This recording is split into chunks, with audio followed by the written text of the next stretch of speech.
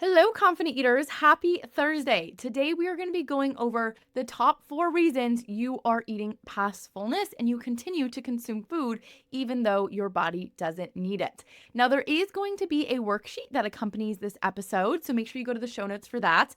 I am trying to create a worksheet for every episode for you to help you really dive in with the content a bit more and apply these concepts to your own life in a way that's really effective.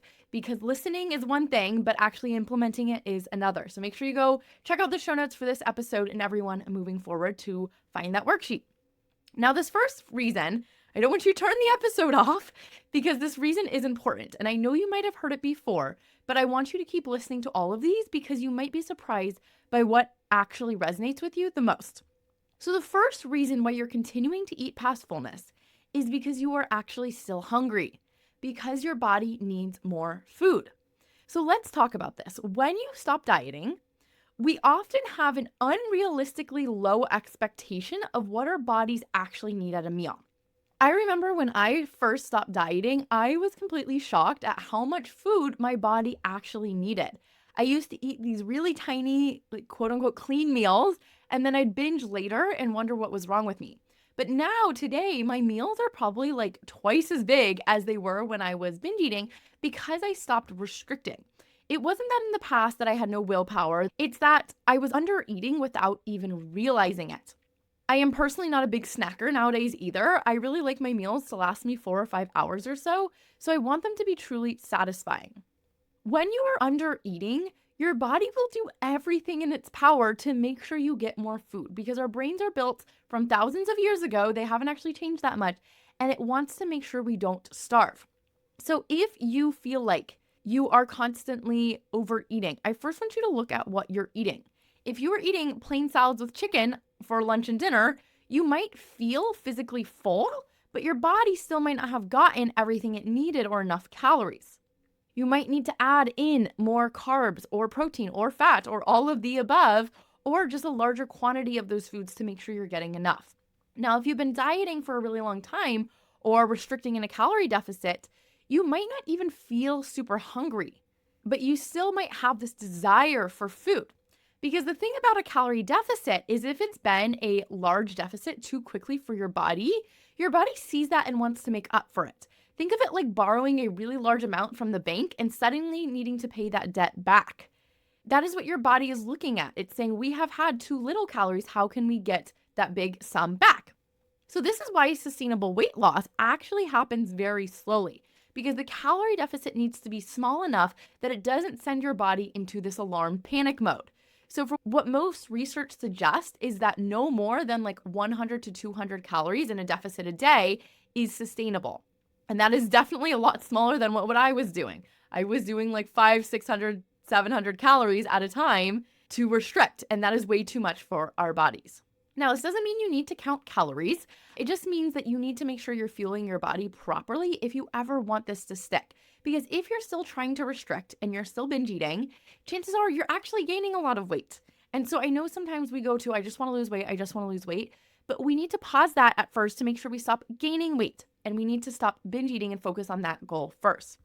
So your brain needs to know that there's an abundance of food and feels safe around it. It needs to know that food is not disappearing anymore, that diet doesn't start tomorrow. So ultimately, if you feel like you're eating past fullness a lot, or you're constantly wanting to eat past fullness, it might just be a judgment on your body of how much you think it needs. You might think you're actually eating too much, but it could be the perfect amount for you in this moment. Now, in my Confident Eater program, we do what I call a 4Ws food diary. We look at 4 things: when you started eating, where you were eating, what you were eating, and why you were eating. And this is something you can start for yourself this week. But I personally take a look at every single one of my clients' food diaries to make sure that you are in that enough range. So if you have questions on, will this problem apply to me, and am I truly getting enough food, we'll take a look at your diet history and see if this extra hunger may apply to you. So my solution here is I really want to make sure your meals are truly satisfying. So try adding in some carbs, some fat, some protein. See if that makes a difference. Just look at it as a big science experiment. And I want you to normalize for yourself eating more at meals so you're not constantly thinking about food all day. Look at what other natural normal eaters around you are eating. Not to completely copy them, but just to get an idea of like what a normal meal looks like, because I know that perception can get skewed at times after years and years of disordered dieting eating. The second reason why you might be eating past fullness is because you're getting into a scarcity mindset. So take a moment and imagine this. You might have had this happen before, where you're on vacation and there's a giant buffet with all of your favorite foods. And you think to yourself, I need to take advantage of this because when I get back home, I'm going to eat clean again. I'm going to be good. I'm going to get healthy. So then you eat everything. You pile up your plate at the buffet and you end up overly full, stuffed, guilty, telling yourself that you have no self-control. The truth is, though, it's not about self-control here. It's that you've gotten into a scarcity mindset. So a scarcity mindset is when your brain believes food is scarce. Whether food is actually scarce or not in the world does not matter, because for the majority of us, fortunately, we have food abundance. There's food all around us. There's a grocery store every half mile. There are gas stations and fast food. Food is all around us. But if we've ever restricted food in the past, your brain thinks that food is a scarce resource because we've artificially taught our brain that there are only limited amounts of food on this planet. And again, because we have a brain that's built for survival, limited resources will impact our decision making. And our brain will want to hoard everything when we do have a lot around to try to help us. So the second you're around an abundance of food, your brain says, wait a second, we might need this. So that leads to overeating. This can also lead to actually hoarding food. This is a big thing I see when you're starting to recover is you're constantly going to the grocery store, buying all the foods on sale. Your cupboards are overflowing. Your fridge is overflowing. You have 3 freezers because you feel like food is going away and that's your brain trying to protect you. So your brain's trying to get all the food in right now while it's still available and overeat because it might not be there later. A scarcity mindset can look like thinking, there's never enough, or I need it all right now.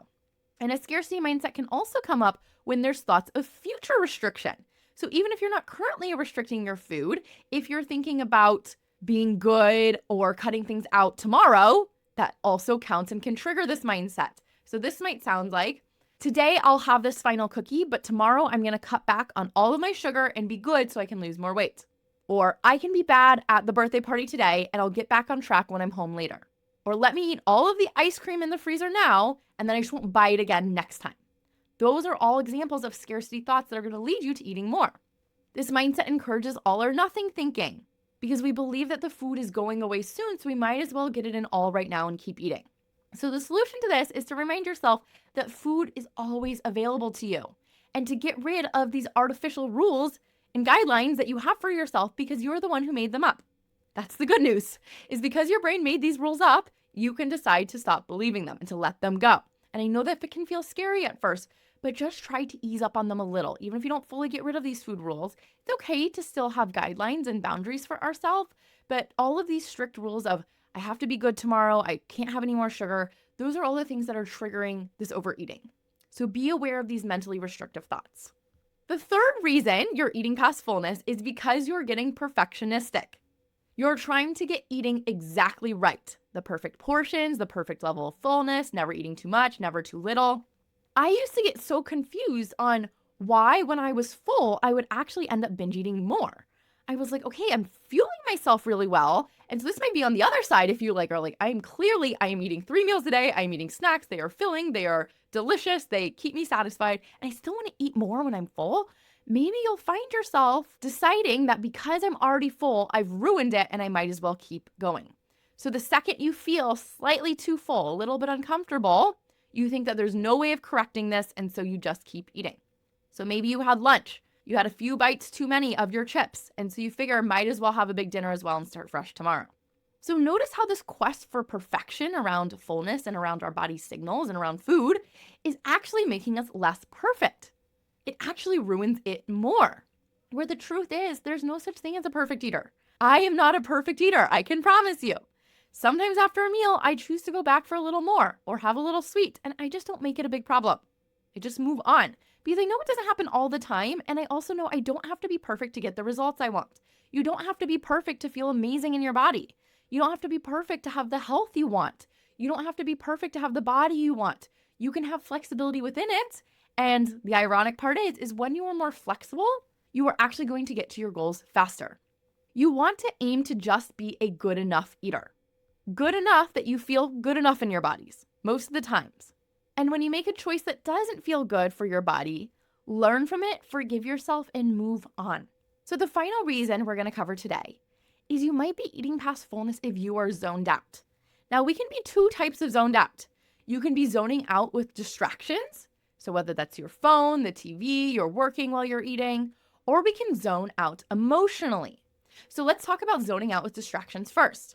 So as I mentioned, if you are scrolling TikTok on your phone while you're trying to eat lunch, or you are deep into a TV show, or you're at the movie theaters and you hit the bottom of the popcorn bucket, you didn't even realize it, that is because these things are pulling our attention away from the food and from our body and onto them. We only have so much attention we can use at one time. If you've ever tried to work with loud music or people in the background, you might notice it's a little bit more difficult because our brain is trying to pay attention to those things, and it's hard to pay attention to multiple things at once. So this makes us less aware of our true fullness. You might even recognize that you're full, or you might think you're not full when you really are because you weren't even present for the sensations that were happening in your body. You also might leave your meal feeling less satisfied even if you ate enough. Because you barely tasted the food, you might come out of that and saying, I want more of the taste. That taste was supposed to be delicious and I didn't get to experience that. So now I want to go back and eat more. Then the second part is if we're zoned out emotionally. So if you had a stressful day and instead of sitting with that discomfort, you zone out with a pint of ice cream, you are not processing that stress. You are letting your nervous system become overwhelmed and not doing anything about it. So you're not going to be present for the experience of that emotion, which is going to lead you numbing out and trying to escape it through food. So we need to stop resisting how we're feeling and start allowing our emotions. Because it's not the ice cream that's the problem. It's the fact that you weren't present for the experience of the ice cream because you were so in your head, you were so distracted, you were so zoned out because you didn't want to feel how you were feeling. So I want you to try eating without distractions, even if it's just for a couple bites. See if you feel more satisfied. See what you can notice. Just before recording this podcast, I had a little bite of cookie dough. I keep this little cookie dough package in my fridge for like little treats when I want it. And I can feel 100% satisfied with just like 3 bites of little cookie dough because I'm fully present for the whole experience. I get what I want out of it. And you might surprise yourself of how little food you actually need when you notice how good it tastes from being present with it. Food tasting good is not a problem. It's not a bad thing for you to enjoy food. You're supposed to enjoy food. But the good news is when we're present for the experience of enjoying food, we actually get what we want out of it and then we want it less. And then check in with yourself. Am I eating this food right now because I'm physically hungry or because I'm looking for relief from something else? If hunger is not the problem, food is not the solution. Food cannot do anything for you other than give you energy. And give you energy in the sense of filling your hunger. It can't actually give you energy if you're already full. If you're already full, it will make you more sluggish and take away your energy. So questioning, what might I need instead if it's not the food? Now, I finally want to let you know, the last thing I want to leave you with is to not demonize feeling full. We are supposed to feel a comfortable level of fullness and satiation after we eat. Natural eaters feel sensation of fullness. They feel a little bit of stretched in their stomach. They feel their food in their body. And that's a natural feeling that we're supposed to feel. Just like we're supposed to feel hot. We're supposed to feel cold. We're supposed to feel the need to go to the bathroom. It's just information letting us know something. And also, natural eaters do overeat at times. I still overeat on occasion. So not every single instance of eating past fullness needs to be ultra assessed, looked at in depth, and analyzed. Sometimes it's just, whoops, I had a little bit too much to eat. I ate a few bites past fullness, and I'm just going to move on. Now, if it's happening frequently, of course, we want to look at it and see why that might be. But I want you to get out of this perfectionistic mindset and know that eating past fullness every now and then is not a problem. And when we can accept that, that is going to allow you to be even that much more of a natural, normal eater. Talk to you next week.